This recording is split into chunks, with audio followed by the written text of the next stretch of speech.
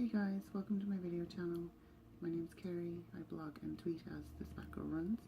This morning it's 7:30 and I'm up and ready to go to University College Dublin for my body composition test. I said in my last video I wanted to go for this test to see what I'm made of, and this is the morning. I was told I need to wear a pair of sport shorts and a sports bra and to not have breakfast this morning. So I'm excited. I'm very interested in what this test is going to say. I'm a little nervous about being in a room of strangers with just my shorts and sports bra, but it's going to be worth it in the end, so I can get up the courage to do that. Talking about my body is not an easy thing, as you know, and this is just going to be one more step on the way to becoming more comfortable with my body, with myself. So I will try and record the process along the way. I will share as much as I can with you, and I'll be back later to tell you about the results. Okay, well, here I am outside the UCD Institute for Sport and Health. Just going to go in for my body composition test and see what happens. Like I said, I'll try and record this if I can. If I can't, I'll just take pictures and tell you how it goes. So, wish me luck.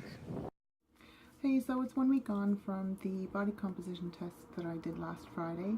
I've had some technical difficulties, so I haven't been able to record or upload, but I think it gave me a chance to think through the results and talk to a few people about them. So I'm going to walk you through what happened on the day, and I will show you my results, and we'll go from there. So I got to the University College Dublin and met Adam, who would be doing the test. He was very professional. He was able to put me at ease. I was very self-conscious in my shorts and my sports bra, but he has seen all sorts of shapes and sizes and didn't bat an eye when I came out of the room, and so that was actually really helpful. I was able to get out of my head and get on with getting the test done.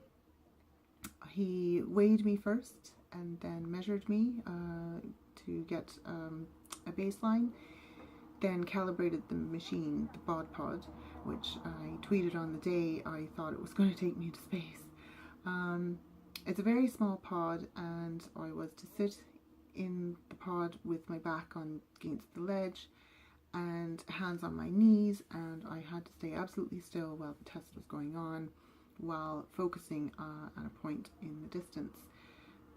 Adam told me he would run the test twice to be sure of the results, and that he would come around, open the door once, and then run the test again. So I was to stay still and stay focused and ignore everything that was going on around me. So he closed the door and began the test, and it really just felt like taking off in an airplane. There was air pressure building up inside, and my ear started to kind of get that feeling, you know, when you're in an airplane. And it was over before I knew it. I heard a few clicks and ticks and some, you know, hissing of air. And then Adam came round, opened the door, said he was going to do it one more time, and that was it. It took probably about 2.5 minutes for the whole thing to be done. And then I was finished. I was able to go change and then come out and see my results. Oh yeah, I'm wearing a swim cap in the bod pod because apparently hair can mess up the results, so I had to wear a swim cap. Here's my results, which I'm going to show you now. They're not surprising. There you can see now 45% body fat and 54% fat-free mass, which basically means my bones, organs, tissues, fluids, that kind of thing. It's quite sobering to see the number, although Adam mentioned, and a few other people I've spoken to mentioned, that having some fat is important, you know, to protect your organs and keep you insulated and stuff like that. And The recommendation here they're giving is 12 to 15% for women. But my coach mentioned that that would be a very athletic woman. But 40% is too high. It is in the risky category, and even though I am healthy, I'm active, I'm athletic, and I look after my food, it's still not a healthy weight to be. 45% fat, that's almost half of me. That's almost half of my body is made up of fat, and that's not ideal. That's far from ideal, and I'm talking about the ideal of health, not body shape. I asked on Twitter if anyone had any questions for me about my body test. Sally Mills PT asked me, was it as bad as you thought it would be, and what will you do with the results? Firstly, the test was not as bad as I thought it would be. It was over in minutes and the information came right away, so I thought that was really good. The results are as bad as I thought they would be. And what will I do with them? I'm going to use them to inform my plan going forward. I think it's very useful information to have. It gives me a benchmark to measure myself against for the next test, and gives me something to work towards. So that information is very useful for me to have. Ninja Boy Runs asked me, are the outcomes that important to you, and do you think it will make a difference with knowing the results? Yes, the outcomes are important to me. As I said in my last video, I think the scales are just a number, and they don't reflect what is going on inside my body. This information here is more specific and definitely more informative, which for me is definitely more important to have. It also will show me in future what changes I'm making and how they're affecting me on the inside. If my body fat is going down and my lean mass is going up, scales aren't going to tell me that. This test will tell me that. And that's what I want to see. I want to see the fat numbers coming down. I want to be a leaner, fitter, faster runner. And the only way to do that is to drop all this fat. 44.28 kilos of fat I'm hauling around with me on my runs.